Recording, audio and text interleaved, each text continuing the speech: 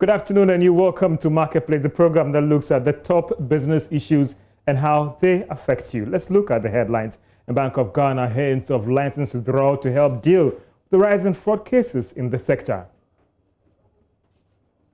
Securities and Exchange Commission set to issue new capital requirements guideline for the capital market players as it moves to sanitize the industry.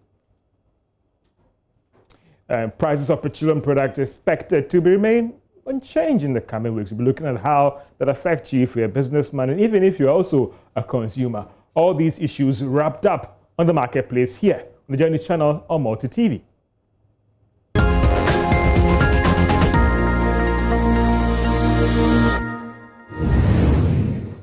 Welcome. Let's now settle for the details. And the Bank of Ghana has indicated that it will not hesitate in withdrawing the license of any bank that is found to be complicit in checking fraud. Now, this is coming on the back of rising fraud cases in the banking sector. Dr. Joseph Franz tells Joy Business they are committed to checking this issue in the sector. According to the Director General of the Securities and Exchange Commission, Reverend Daniel Tete, this is part of additional measures being instituted to avert developmental. You can lose your license if you have consistently and blatantly and unrepentantly commit the same fraud or the same anomaly, continue to do that. You can lose your license for that. And so yes, you can if there is a need to withdraw your license for bad behavior or disregard to the financial system. Why not? We'll take your life because your behavior can jeopardize the financial system and will not countenance that. Some say that maybe the Bank of Ghana would dare not do that in the fear of not compromising the stability of the entire bank. That is just on the books. The Bank of Ghana will withdraw your license, put in the necessary measures to ensure that runs seamlessly. And so it doesn't, because we look at it, and if your behavior will affect the financial system, why not? We sanction you, but I'm saying is proportional. The sanction will be proportionate, and it must be in accordance with law, and it must be in accordance with the regulation have put out there. We will not just stand up and sanction you. Let's still say in the financial sector because the Securities and Exchange Commission says will in the coming weeks issue new capital requirement and guideline for the market. Now, this is part of several measures being implemented to help better regulate the sector. Well, I've been delving into these issues and I have the report for you. According to the Director General of the Securities and Exchange Commission, Reverend Daniel Tete, this is part of additional measures being instituted to avert development that led to liquidation of 53 fund management firms last year. Minimum capital required for fund managers, till now or until we pass our new licensing requirements is 100,000 Ghana cedis. 100,000 Ghana cedis, George Uyafi and Co can easily come up with it. So we are looking at making the licensing regime more robust. So we'll be issuing out the guidelines in the coming weeks. We're also strengthening our supervision on-site and then off-site. We are looking at the risk-based supervision framework, to make it tighter. Then finally, we have been operating a very manual system, and we have also launched a digitization program to make it easy and quicker for the market operators to submit information to the Commission and also make the analytics of the information that's submitted quicker and faster, throwing up early warning signals and all of that. So basically, we're looking at how to tighten our capacity as a regulator to maintain that oversight of the industry. Reverend Obgami has also highlighted other measures that is being taken to protect investors' funds and address issues that has to do with confidence building. We have come out with conduct of business guidelines that addresses some of these issues in terms of how the operators are expected to operate. Then we can also talk about governance issues. It was clear that some of these firms, their boards were not effective, both from composition of the boards to even operationalization of the boards, in the sense that boards are effective when they, for instance, have subcommittees. Well, let's stay a while longer on this issue because the Registrar General has actually been engaging what she called actually the creditors' meeting to ensure that she actually works along to make sure that everyone is paid by the end of this month. Let's get on to Zoom actually and engage Registrar General Jimmy Mawari to get more details about how this meeting is going and whether she's on track to pay all these investors by the end of this month. Good afternoon, madam, and thank you so much for joining us here on The Market, please. Good afternoon, George, and thank you for giving me this opportunity. So let me first find out from you, how is the meeting going as we speak right now? And are we on track to ensure that by the end of this month, all other things being equal, those people out there will get their monies? Yes, we are very much on track. As at last week, I was able to have virtual meetings with 20 fund management companies, beginning from Monday right through till Friday. So we finished the first stage of the first creditor meetings. And from tomorrow, we're going to start the virtual meetings for all the investors or the fund management companies. We call them a class meeting. So we divided it up into two sets. On Tuesday, we're going to have 10 fund management companies. If it's okay with you, could I mention them, George? All right, you can go ahead, please. Okay. So the fund management companies who will be meeting with me tomorrow through virtual means is Intermarket Asset Management Limited. This is formerly CDH Asset Management Limited. And then from Capital Limited, Nest Capital Limited, Mark Assets Management Limited, McEllis Investments Ghana Limited, Alpha Cap Securities Limited, Man Capital Limited, Cyrus Capital Limited, Camargue Capital Limited, formerly Lifeline Asset Management Limited, and Tikori Capital Limited. For day 2, I'll be meeting Brooks Asset Management Limited, All Time Capital Limited, Mutual Integrity Limited, Western Capital Limited, Standard Securities Limited, Galaxy Capital Limited, Nordia Capital Limited, Nickel Kingsbury Limited, Axe Capital Advisors, formerly United Capital Advisors Limited, and Supreme Trust Capital Limited. Thank you so much for giving this opportunity. So, Mama, I want to find out from you, having this creditors meeting, one would ask that, has anything new come up that might delay the process, or you think that it has been smooth for you? By the grace of God, it's been very smooth.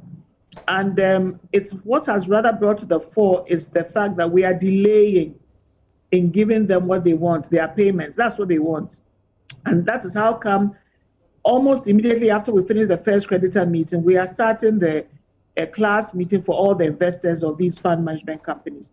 And as I said with the meeting last time, I told you that after we finish with this first meeting, we're going to do the payments by the end of September, as I said. But one quick clarification. Depending upon those who will pick up the bailout package. It is not mandatory. It is not mandatory. It is at their own behest. We will give them whatever government has in store. If they are interested, they can pick it up. If they are not, they'll have to wait for me to liquidate the assets of the individual companies and then pay them a dividend. But, Madam, I understand that this will just cover 22 fund management firms. What about the rest? If George Jaffe, I have an investment in one of these firms that is not captured in these 22 firms, what is going to happen to me? Right from the onset, we said that we are just starting with the first 20 because those are the ones who've got orders from the court and have gazetted their orders. I'm going to do this for all the investment companies that get their orders for me to liquidate them. So this is just the beginning. As I get more orders, the key thing is you must have an order winding you up, and then your claims must have been validated before you can benefit from this bailout package. Otherwise, you fall in line with what the liquidator always does, liquidating assets and paying you a dividend. So nobody should be worried. We've just started. After that, I'll continue the process. All right, Mama, thank you so much for your time. That's Registrar General Jimmy Mawari with those updates on what she's doing to ensure that you get your money at the first or maybe at the ending of this month. Let's look at other stories. In the country realized about 26 billion cedis at the end of August this year from domestic collections. And this is about the media review target set by the Finance Minister, Ken Ofori-Atta. Commissioner General of the Ghana Revenue Authority, Amisha Dawusoma, told journalists that The overall target of 42 billion Ghana cedis will be met despite the outbreak of the coronavirus. Our budget for this year, as per the minister's presentation, was 47.2 billion. As at the mid-year, the targets were revised downwards to 42.7 billion. As at the end of August, GRA has collected 26.7 billion. And if you compare the 26.7 billion based on the mid-year review, I must say that we are above the mid-year review target as at end of August. We are determined to definitely, I can assure that we will meet the mid-year review target. But we are aiming that we should be able to go beyond the mid-year review target. And we are putting the necessary strategies to ensure, because all these initiatives, in addition to the effective debt collection, is increasing our revenues. And in the COVID-19 period, and our own analysis of some of the countries, and recently I had a discussion with the African tax administrators with my colleague on the conference call, and he was asking, what is your shortfall? And I said, as of June, our shortfall was 6%. Then said, oh, you are the only one of the few countries I've heard that have such a small shortfall in COVID-19. And that as at August, if you say that we are closing to our target, he was surprised that we are. So most countries are talking about 20%, 30% reductions in revenue. But we think that these initiatives is helping us not to have the huge deviation that will have occurred. He also talked about the fact that the communications subsector actually contributed more in terms of revenue to the country.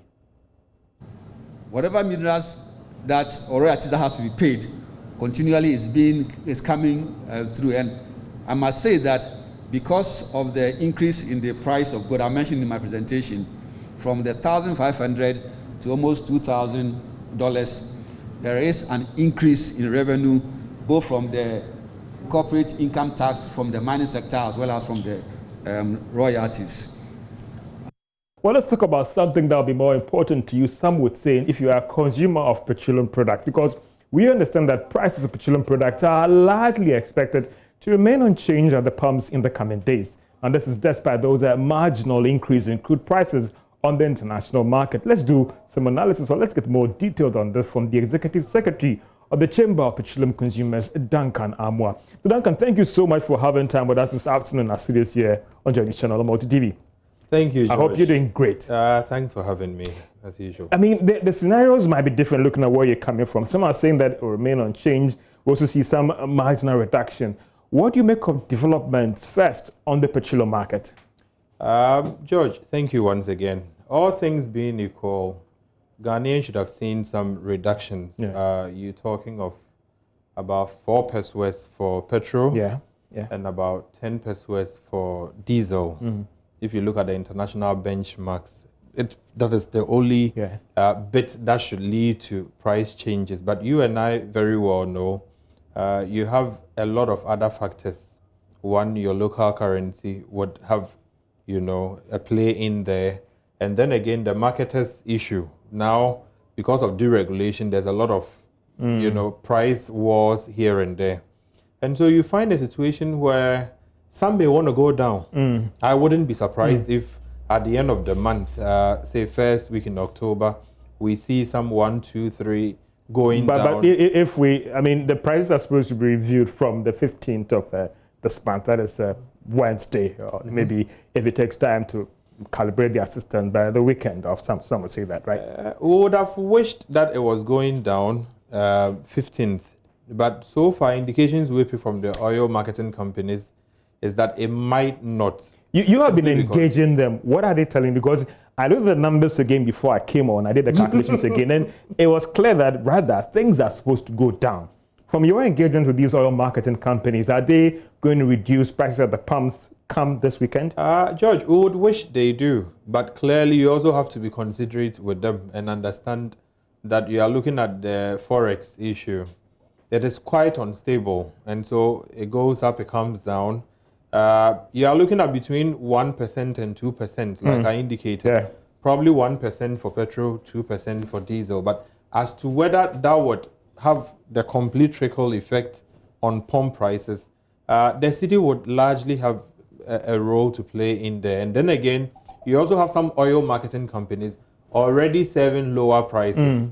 And so when the time comes for them to go down further, then they probably would end up eating into their margins. But all things well and good. We'll be happy to see some reductions between 1% and 2% on both. Duncan, I know you've always been an advocate of review in the taxes on petroleum products. Do you think that is still relevant now? Because some are saying that if you look at the world market, prices have started picking up for crude prices, and it would catch up with us. And so that consistent increase in petroleum prices. Is it, George, we would advocate again for the dual pricing policy that we've all along been hammering on. This should kick in when world market prices get out of hands. Then you can begin to scale down on the taxes. And then when you find times like these when world market prices are quite affordable or reasonable, then the taxes can be enforced. And so we would wish that the government today, government in future, will try develop that dual pricing mechanism so that Ghanaians can at all times be a bit confident of how much they are paying for at the pumps. If today crude prices are hovering around 39, 40, 42, we are paying 21 Ghana cedis per gallon. Your guess will be as good as mine when it goes back again. So we are advocating once again for authorities to look at the dual pricing situation where when world market prices or ex-ref goes up, you scale down on the taxes. And when ex-ref is low, the city is good. You can enforce taxes so that Ghanaians can have some predictability with their petroleum consumption. Now, can I ask you wrap up on this discussion? I know that recently you did a consumer survey, and what are the consumers saying with respect to all these happenings, prices at the pumps and all the rest? What did your report or your survey actually establish as in what the consumers are saying of their concerns? We'll intend publishing this report shortly, but this is quite interesting. If you look at 18 oil marketing companies that we took out there to the various lorry terminals, you look at people's confidence. If you went to a filling station, turnaround time, how long does it take them to fuel your car for you? We listed them. People made their choices. If you look at, you go to a station who probably is offering you value for money by way of quantity. And so, do you get 100 cedis when you buy 100 cedis? These are perceptions for consumers, largely at our transport terminals. We intend also rolling out for this month of September online so that other Ghanaians across the other regions could also vote in there. But the 500 respondents that we sampled, you would realize that of the tier 1 category, which is Goil, Shell, Total, because they have a bigger spread, most of them really were tilting towards Goil, with Shell coming in second, Total third. And then the tier 2, which is probably the smaller OMCs, relatively smaller compared to the bigger 3. You also find a lot of the people suggesting that Allied Oil is okay with them. They also love Zen Petroleum because of their lower prices. They also love Goodness. A lot of, so these, I'm sure you... Duncan, let's wrap up on this discussion because I know that recently you began a campaign of trying to establish the volumes and the quantity of petroleum product that they sell at these service stations. And what is the situation right now? Are you satisfied now or you've gone to sleep as you wrap on this discussion? Not at all, George. In fact, we are still working hand in hand with the Standards Authority. The report you keep getting is that Ghanaians go to filling stations if for a reason they suspect that they didn't get the right service by way of quality or quantity, and they request for the 10-litre, the stations are refusing to give it to them. Meanwhile, these 10-litre cans are designed for consumers, not for Standards Board officials, not for anybody else, but every Ghanaian who drives to a filling station to buy fuel, who feels that my gauge with 100 cedis should have done probably a quarter reading, but I didn't see that, has a right to request for the 10 litre. As it stands, a lot of the stations are being adamant, and very soon we'll begin to name and shame these stations who are probably doing the wrong things but unwilling to also allow Ghanaians to verify what they are doing. Duncan, we'll be waiting for that report earnestly to share with our viewers out there. And you've been watching Marketplace. Let's move to other very important stories, because Trade Minister Alan Kyerematen has inaugurated a 5-member board for the Ayum Forest Products Limited. According to the Trade Minister, the government's unusual involvement in the inauguration is due to its main responsibility for enabling the collapsing forestry thrive under the One District, One Factory initiative. Charles Aite was there for Joy Business, and he has the rest of the story.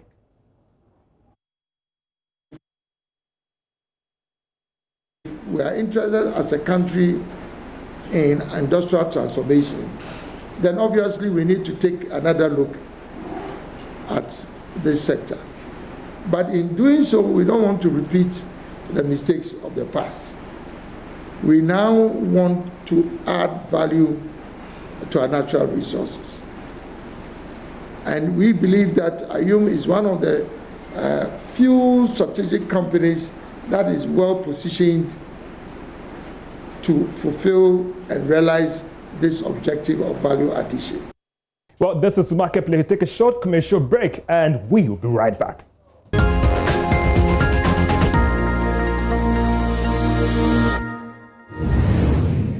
Back from the commercial break, and one of the leading agro producers of supply, that is Kingdom Exim, says that they invested about 1 million Ghana cedis into help fight against COVID-19 in the country.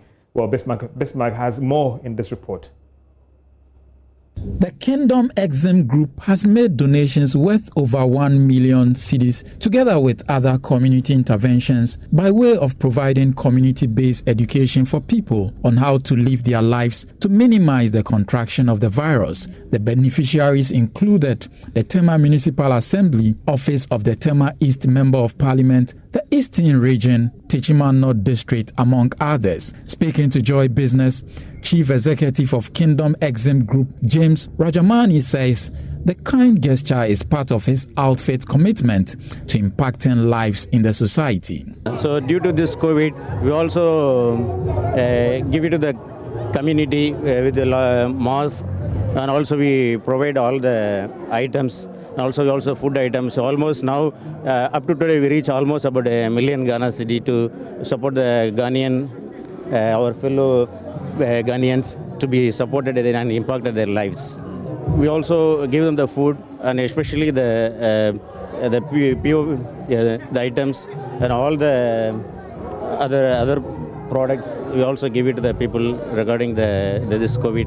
So we also support some of the product through TMA, then also our Tema East and Tema Central and other areas. James Rajamani, together with the Managing Director of Kingdom Exim, Emmanuel Rajamani, were recognized as honorary members of the Rotary Club of Tema Community 25. Charter President of the Rotary Club, Eugene Nibote, had this to say. Rotary is a service organization, and so we provide service.